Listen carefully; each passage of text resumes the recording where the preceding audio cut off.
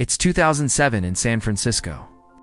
Two roommates, Brian Chesky and Joe Gebbia, are sitting in their apartment, staring at a rent bill they can't afford to pay. This isn't just a story about a company. It's a story about how a moment of desperation turned into a global revolution in travel. How did two broke guys with 3 air mattresses build an empire worth billions? Stick around because this is the incredible, almost unbelievable story of Airbnb.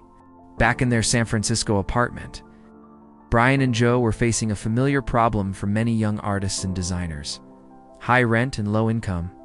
The city was hosting a huge international design conference, and every hotel room was booked solid. An idea sparked. It was a simple, almost absurd idea. What if they rented out the extra space in their living room? They didn't have a spare bed, but they did have a few inflatable air mattresses. They quickly threw together a simple website, calling it Airbnb and Breakfast, offering a place to sleep and a home-cooked breakfast for $80 a night. They weren't sure if anyone would actually go for it. A stranger's floor? An air mattress? But to their surprise, they got 3 takers: a 30-year-old man from India, a 35-year-old woman from Boston, and a 45-year-old father of 4 from Utah. These weren't just guests, they were pioneers.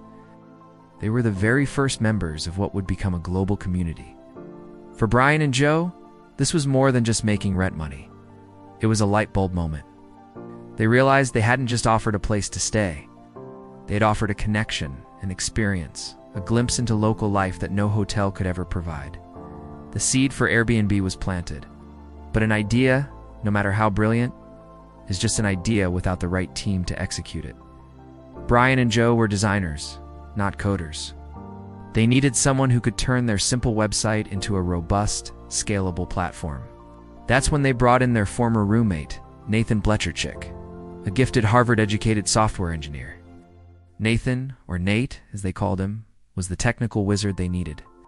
He worked tirelessly to build the real architecture behind the Airbnb and Breakfast concept, transforming it from a one-off experiment into a functional, user-friendly service.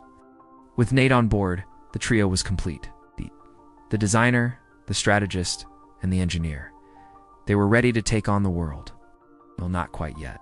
The journey from a great idea to a successful company is rarely a straight line. In fact, for the Airbnb founders, it was a road filled with rejection and near failure. After their initial success, they tried to launch the service again, but the excitement had fizzled. They were getting bookings, but not enough. They were accumulating debt, living off cheap cereal, and facing constant rejection from investors. At one point, they met with 15 different angel investors, and every single one of them said no. The concept was too weird, too risky. Strangers staying in other strangers' homes? Who would ever do that? Was the common sentiment. The future of the company looked bleak. It's just when things seemed at their most desperate. The 2008 presidential election provided another moment of strange inspiration. They needed money, and they needed it fast. So, they decided to get creative. Ridiculously creative. They designed and produced 2 limited edition, politically themed breakfast cereals. Obama owes the breakfast of change, and Cap'n McCain's, a maverick in every bite. They hand-folded and glued 1,000 boxes and sold them for $40 each at convention parties. What? It was a wild, almost comical stunt, but it worked. They raised about $30,000, enough to pay off their immediate debts and keep the company afloat. More importantly, it got them noticed.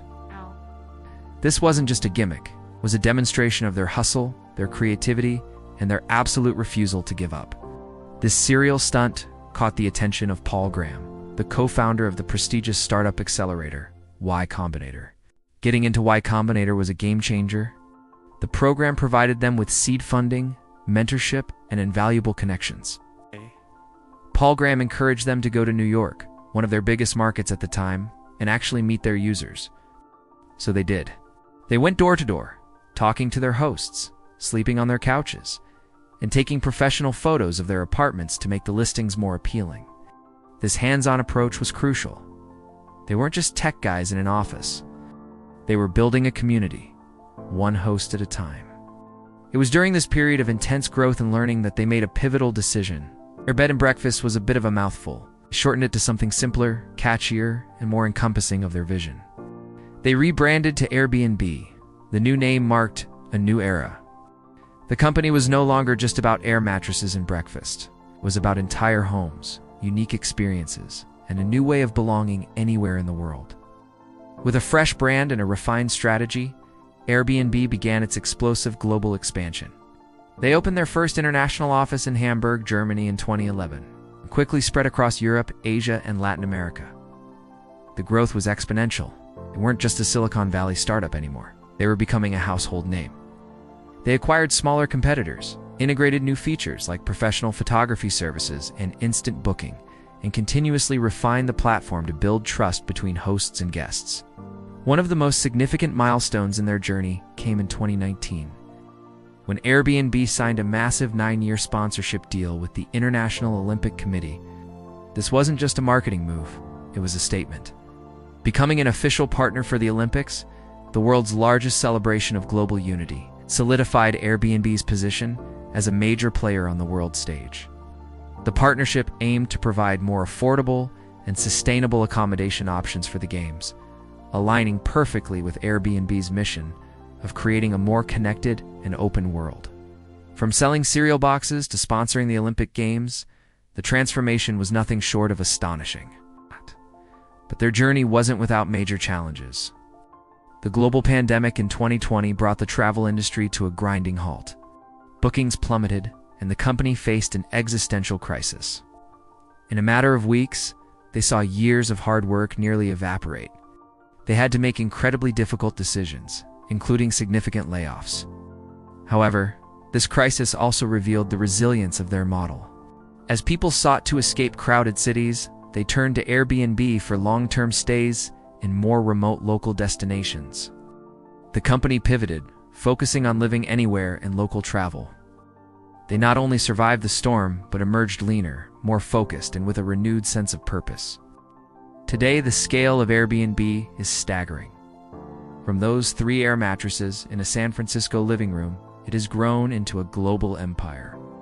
The platform features millions of listings in over 200 countries and regions. We're talking everything from cozy city apartments and sprawling villas to tree houses, and even private islands. Millions of hosts have been able to earn extra income, and hundreds of millions of guests have experienced travel in a way that was previously unimaginable. Airbnb didn't just create a new market. It fundamentally changed the hospitality industry and our very definition of travel. It's a platform that has empowered individuals, transformed neighborhoods, and connected cultures. The story of Airbnb is more than just a business case study. It's a testament to the power of a simple idea, the importance of perseverance, the incredible things that can happen when you refuse to take no for an answer. Brian, Joe, and Nate weren't just building a booking website. They were building a platform for human connection. They believe that people are fundamentally good and that strangers can trust one another. They bet on a future where travel is less about hotels and tourist traps and more about authentic experiences and belonging. It started with a rent payment they couldn't make, and it ended up creating a world where anyone can feel at home, anywhere. It's a powerful reminder that sometimes the biggest revolutions start with the smallest, most human of needs. Thank you so much for watching. What's the most unique Airbnb you've ever stayed in? Let me know in the comments below. And if you enjoyed this story, don't forget to like, subscribe, and hit that notification bell for more incredible startup journeys. See you in the next video.